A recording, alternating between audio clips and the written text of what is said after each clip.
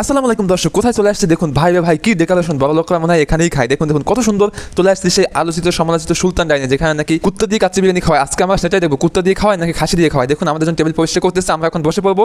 এই যে আমরা টুপ করে বসে পড়লাম, আমরা ভাবতেছি কোনটা অর্ডার দেবো না কি করবো। আমাদের সামনে একটা মেনুয়াল নিয়ে আসলো, আমরা যেন চারজনে খাইতে পারি এমন একটা প্লেটার আমরা চুজ করলাম। তারপরে সেই প্লেটারটা আমরা অর্ডার দিলাম। এই দেখুন, এইটা আমরা অর্ডার দিয়েছি, যেটা 1200 টাকা মূল্য।